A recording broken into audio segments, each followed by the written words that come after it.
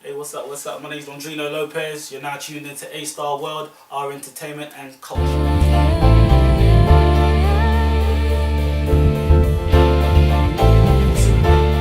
My name. Your name? Londrino, it basically means London in Portuguese. Okay. I was born in Angola, and when I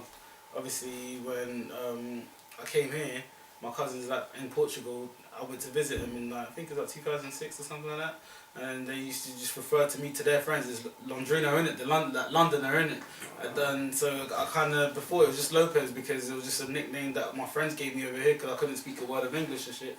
And then I kind of just thought, you know what, actually putting both of them together kind of just it simplifies who I am, where I'm from, and where I'm at the stage that I'm at right now. You know what I mean? So for a long time it was just like Man Like Lopes as the artist name, but then I took the Man Like off and I just threw the Londrino on when I got a bit more serious about it. So when did you decide to get into the whole music scene? What, fully submerse myself in? Yeah. How did your thing... 2.5 years ago? 2.5 years ago? Yeah, before I was always by the sidelines. Like, loads of it. I've always been around like music people, like directors, musicians and whatnot, like in the UK scene and that. And I've always been around and watching them do what they're doing, and then I always thought that I could do it better. And then 2.5 years ago, I quit my job and I thought to myself, and I went to go do a degree in real estate. And in that time, I thought, well, I'm pretty much just chasing my dreams right now, so music's part of them. And so I thought I might as well just do it and actually do it properly, which is where it came to setting up the label LSA, and then obviously the Paris trip and everything else that came out of that. Nice. So 2 years ago, you just basically woke up and said, right. Yeah, literally woke up. I'm gonna be yeah. The year before I went to Paris, and then a year later, I was just like, fuck that, I'm done. Do you know what I mean? So what did you feel that you could bring to it that you felt was missing to make yourself stand out? It's that element of class that the music don't have anymore. I mean, like, you can have trap, you can have like grime and everything else, but so I look at it like with the hip hop culture over in the States. Like I think Jay-Z and like people like Guru, who's an engineer, kind of like defining the standards of, because hip hop's such a young genre. And so they're kind of defining the standards, and I've always been a classy type of dude anyway, and I thought, you know what, instead of like just doing like cheap things and like cheap recordings, cheap videos in the hood and your whatnot, how about I actually give people an insight into like how my brain functions. Like I can rap for days, but it's a completely different picture when I put it together a record, because then it's like a story, and almost every time I write a lyric there's a picture associated with it, from either an experience or from basically ideas and obviously aspirations that I may have and so forth, you know. So you're putting your mind on paper basically, and then how you're interpreting that visually as well through your videos basically. Okay, nice. How have you found your experience since getting into the whole music? Because, I mean, I asked another artist this recently about the fact that black music within the UK, not even just black music, urban, I hate that word urban, but urban music, black actors are always being sidelined. I mean, now you got like black music, unless you're pop, really, really pop, like JLS or something. You're sidelined to channel AKA, which is not necessarily a bad thing, but then when you look at the bag that's in there, it's almost like all the I feel like and stuff. I feel like we can just run it straight. I'll be able to give you a good thing. No, talk to me. Talk. Am I gonna have to repeat again? No. So is this not? It's recording. Oh shit! Sorry, I shouldn't have interrupted you. Carry on. So I personally alright, from my experience with the music industry, I'm a man of, I respect business, innit, and so it's like it's basic, innit. It's just exchange for goods, innit. So let's say I want my video to go so far, I'm willing to pay for the services, right?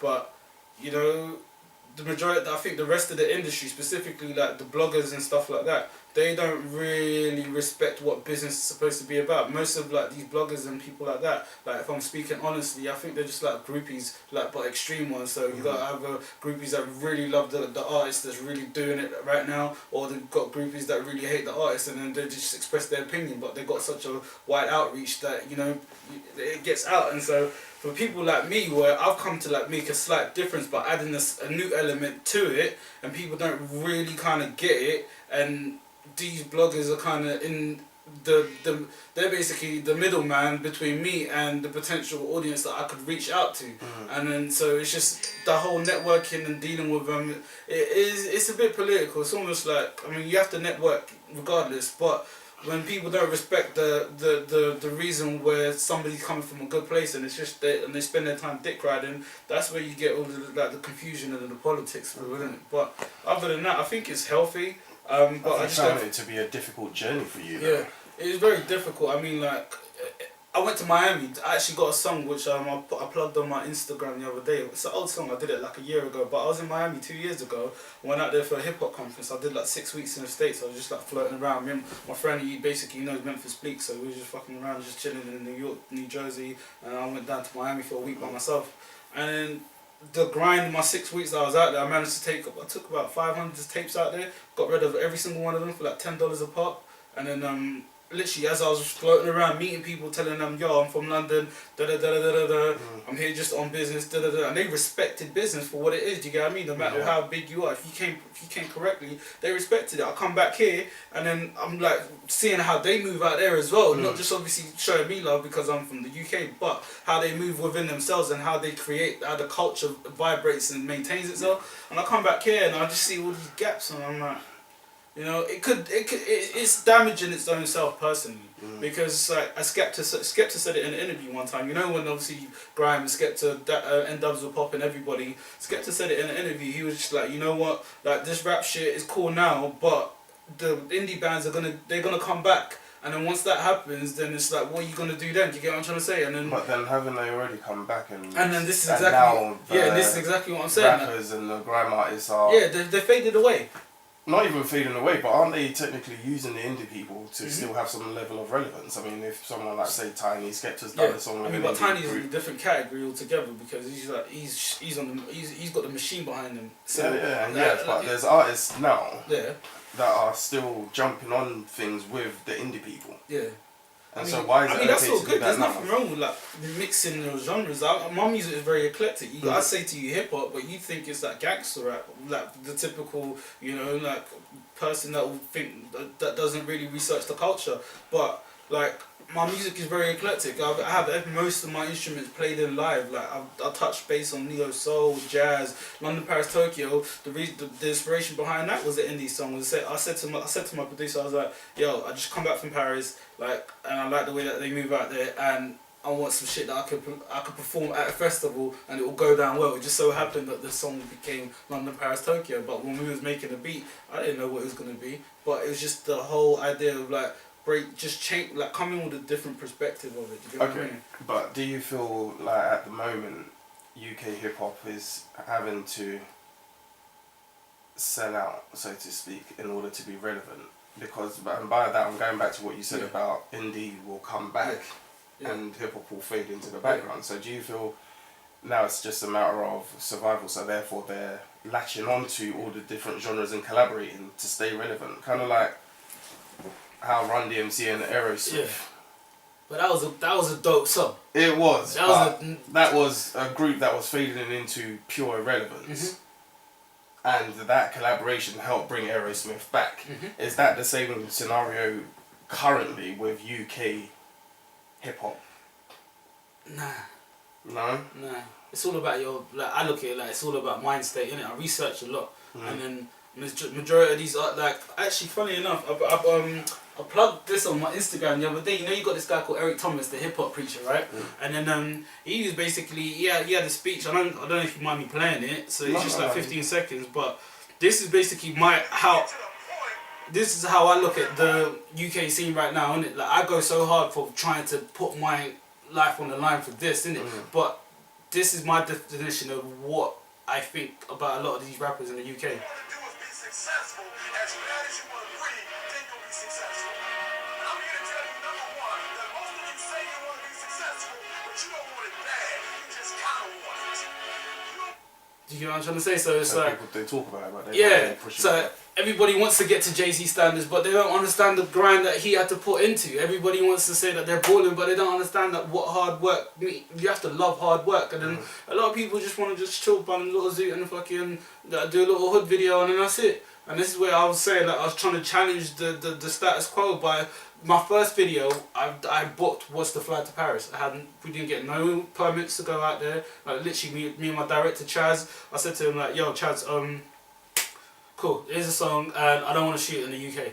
It's called London, Paris, Tokyo. Well, I'll be a bit stupid by filming it in Trafalgar Square. So let's go halfway in it. We were thinking of going to Tokyo, but the expenses and everything else, to me, it made more sense to put that in another video instead of doing it just for that. So, like, I've been doing this for 2.5 years, and in the 2.5 years that I've been doing this, I still haven't seen an independent musician with a video better than that Paris video. That's very fair. Do you know what I'm trying to say? So they don't, and then these are the individuals that they get thousands and thousands of hits. Like you got your Chipmunks and your Skeptors, they got a nice situation where they got an outlet, and obviously their fan base is big, so you know respects to them for having built that up. But you got a lot of the people that are just like somewhere they're just slightly behind them, but they don't really want to push the culture forward. Okay. They just like everybody's like really like more so selfish and egotistical. Do you get what I mean? Totally hear that. With regards to I'm going to move slightly away from the whole industry as a whole and concentrate back on you. Yeah. Your first mixtape, Fallen Angel. Yeah. What was kind of, because obviously you decided 2 years ago you're going to do this thing, so when you put this together as a mixtape, what was your thinking behind it? It was half of the mixtape was tracks that I'd recorded here, there, everywhere. You know, just playing around with music. And then I said to myself, I'm actually gonna put together a solid body of work. So then I spent like the summer, like the earlier part of the summer, just recording 10 songs, got them out, and I just literally put together the mixtape. It was just mainly just to have something to say. You know what? Because I told people I rap for like ages, like before you know beats would get ciphers and everything else, and then but I never actually had the product, and so I thought, alright, cool, let me just put this together. And then as soon as I finished doing that, that's when basically like I was still working on Expectations, and then I met this group called Crook Street, and then they pretty much their business model is like based around like selling their CDs like directly to the obviously the physical copies directly to the customers and that. And so by associating myself with them, I kind of ended up from Fallen Angel. I think we did about 8,000 copies at like £2-3 a pop. And that was done in like the first, when did I do that? That was from the summer of 2011 up until December 2011.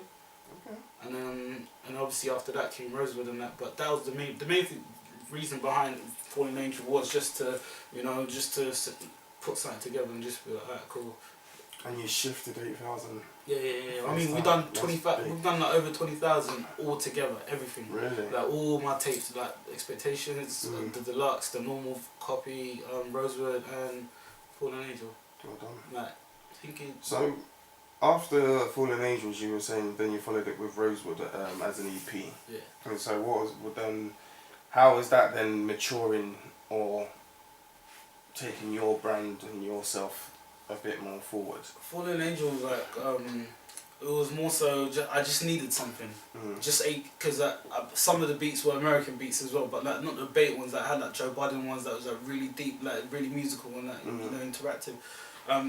So with Rosewood, everything was completely original. I didn't want to just commit to say I'm going to do an album. I thought like an EP, something it's small enough for people to digest it. Because with Fallen Angel, I had 19 songs, and when I asked people, yo, what did you think of the tape? A lot of people listened to it, but there's still a lot that came back to me and said to me, I got busy, you know, I listened to like, got to track 12, I got to track 4, and I thought, you know what, instead of, if you've only got 5 songs to listen to, you're more likely to go listen to it. So, and then where the Fallen Angel, a lot of it was like my mind state before 2011, whereas Rosewood was pretty much where I was in that kind of a business frame of mind, and also like, you know, it's all or nothing. And then obviously we just played around with it. Literally, it was produced by Skulls Pro, he's the one that made the Paris song, and also Ash the producer, Ash the Kid, he's part of a collective called Dumb Beats, and then they're kind of doing a lot of big things in the industry right now as well, you know. So it was just, yeah man, it's pretty interesting. Nice. So with regards to then after you finished the EP with Rosewood, kind of just got back into it with the Expectations album. Yep. What was that about? What did you have? Because I mean, for someone an independent person, you seem to have a lot of material compared to a lot of people. And so clearly there's a lot there. So what was then the whole approach with regards to expectation, and what did you want people to know this time?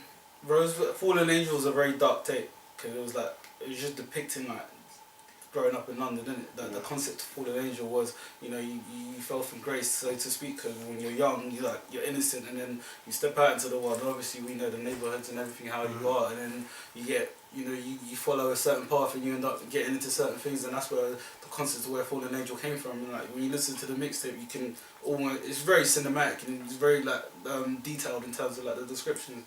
And so I felt it was a dark tape, but it got a lot of respect from people. I mean, like all kinds of people. Like one of my mentors, a guy called John Hudson from Canada. He's a businessman from Canada, but he lives over here. He bought my tape and he had my BB like code on the back of it. He listened to it and then he added me on BB at the time. And then since then, we literally go backwards and forwards. He was giving me business advice and shit. So, and in Rosewood, it was an upgrade of Fallen Angel, but with my new taste, still like referencing that the shit that we've gone through before, but we're still trying, you know what I mean? But because it was still dark, I thought, you know, with expectations, we're gonna lighten it up, and then that's where it became an album. And I thought, you know, all the songs are really positive, all the songs are like really about just to inspire you. Like if you go through it from front to back, like The Dream, it's a neo soul vibe I did with J2. They used to be like in a jazz band with Alexandra Burke back in the day. That's like a really soulful like serenading song for a female. Do you get what I mean? London, Paris, Tokyo. That's got a happy vibe to it. Focus has got a happy vibe to it. And, you know, and the whole thing really it's very uplifting. And so that's what I wanted to get across when I was recording it. And that's why I was at expectations. You know, what you put out is pretty much what you're gonna get back. And then yeah, so that's where the idea came from. I do love Focus actually. No, a lot of people love Focus. Funny enough. I love the beat video as well. My personal favourite is London, Paris, Tokyo, but people prefer Focus more than London, Paris, Tokyo. And I spent way more money on London, Paris, Tokyo than I did on Focus, which is that. Keep it simple. Yeah. I think no, of course with that I feel you kind of get the vibe that you were enjoying it. Yeah. It was just so, you know. Yeah, that day was a madness. I was so waved in that video. Like the girl that was with me, she weren't really, because we bust the champagne bottle open, so she weren't really, because she's doing her thing standing up in it, so she weren't really drinking as quick, and because obviously I'm taking a sip for the video, and then like obviously then the glasses are halfway down, and then because I'm having to do the same shot again, I had to fill it up again. We ran through the champagne bottle. By the time that the video was done, I was like literally leaning. I just had to call a cab, and I was like, no. It was a good day though. It was sunny and everything, so you know it was good vibes, man. Yeah, I like it. Yeah. With regards to, I mean, you've referenced London, Paris, Tokyo a lot, and one thing I remember talking to you about is, and getting to realise is your love affair with Elysée in Paris. And so, what is it about Paris, and what is it about that place specifically? Elysée, basically in Paris, where you got the Arc de Triomphe, the main district, like like their version of our Bond Street, right? And so that avenue is called Avenue de Champs-Élysées. And then in 2010 I was like going through some stuff where I was just like trying this and trying that. Like I said, frustrations of really trying to just figure out what I wanted to do in life and that. And then I just woke up in the morning and I said, I'm going to Paris for 4 days, and I just literally turned my phone off and I just disappeared for 4 days, and then Just I spent like a lot of time. What's that? Just like that? Just like that. I like that. I used to Just do like that. that. And then I spent a lot of time, like obviously I was doing everything else, and I'm not really a touristy kind of guy. I was going to like all the, like I was looking for what I wanted to find, and you know, but in between everything, like let's say I had a guy I still speak to, Alex, he's a driver in it, so like he used to pick me up from certain destinations, and then before I go back to my hotel, I'm telling you, Alex just dropped me off at Champs-Élysées, innit? And then I've always wanted to have a company, have a brand that represents that element of class that I aspire for. And then when I came back, I literally said to myself, that's the name that I want. Champs-Élysées is a bit bait, so I just chopped the Champs off, which is spelled champs, and then just kept the Élysée because I felt that, you know, that represented where we're trying to go. No problem. So what's your company about? Basically, I mean, like, at the moment, we're an entertainment and lifestyle brand that we're developing. In terms of like lifestyle, there's different aspects of what it branches off into, like engineering and stuff like that. But on the entertainment side of it, like music wise, we just literally just put it together like great records. and then just trying to figure out a way to break the mold. And then, you know, like people like Tech9, completely independent. I think he did like in the last project he released, I think he turned over like 9 million with it, and he just had a really good business partner. Do you get what I mean? And so literally just working and fine tuning the business model to the point where I can literally just pretty much do what I need to do independently, and then just see what other avenues open up, you know. And then that's where we're coming from. Once I get to that pedestal, I get to that stage where I can start doing my tours and everything else. That's when you're gonna really see where the lifestyle of it and you know the energy behind it is gonna really shine. You know what I mean? You film a lot of your stuff in Europe, and you've referenced Europe a hell of a lot. And you travel to Europe a hell of a lot. What's the deal?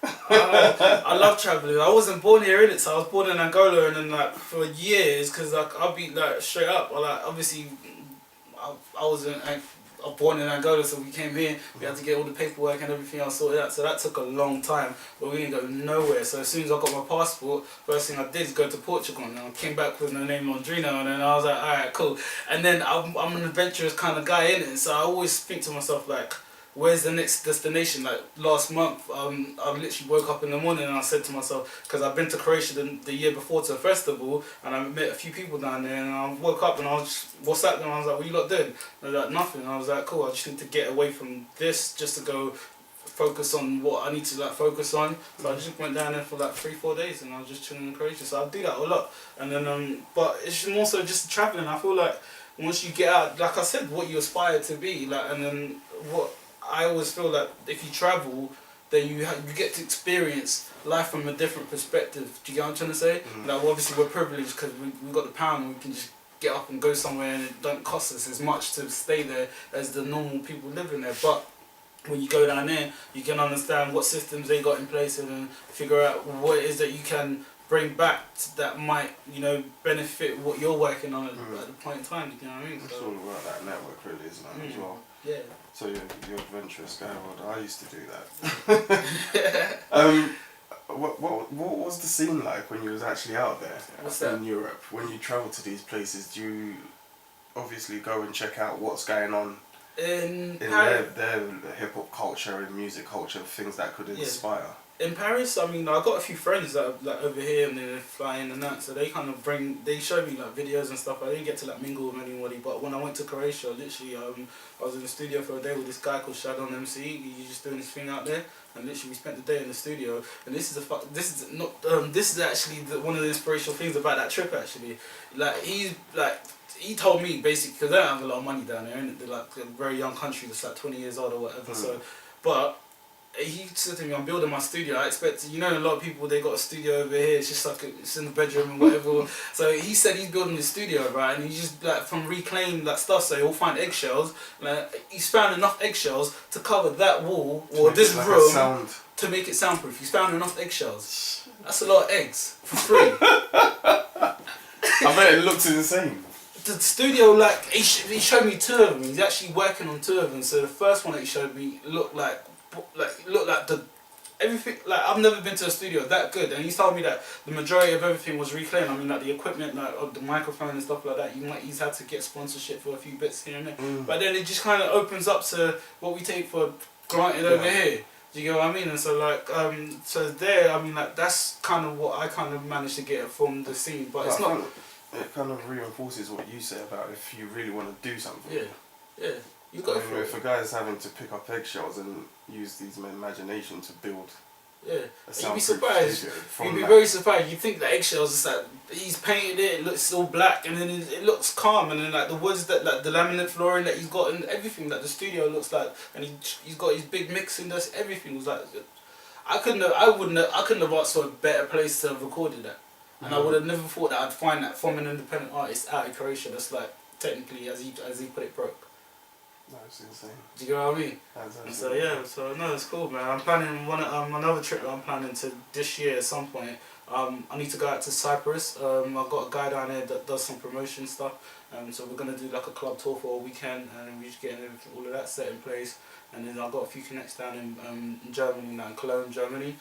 So we're gonna like work on a few bits and that, because I think the promoter, she does a lot of big like shows and stuff. So I just need to go down and see what it's about, and then obviously network and stuff. A friend of mine, Logan Wolf from New York, he's already been down there, not Cologne, but he's in another part of Germany. And then when he was there for like a month, literally all I kept on seeing is him networking like crazy. And like they just show love. Like if you're about it, you really want it, then they open up the doors for you. And that's what I feel. That's why I go out to Europe so much, just to everybody wants to go to America, but when being in America, they blatantly told me straight up, because I sat down with like a few A&Rs for like Shady Records, Bad Boy, and everything else, and they would break it down to me. They was like, you know what, us Americans, we export music more than we import. That's why there's only a few people like Adele and like Spice Girls and stuff that broke America. But while everybody's focusing on that, I'm like, Europe is just as big, and it's easier for you to maneuver your way around Europe. So it's like if you can figure out the channels and figure everything else out, then it puts you in like a better position independently anyway.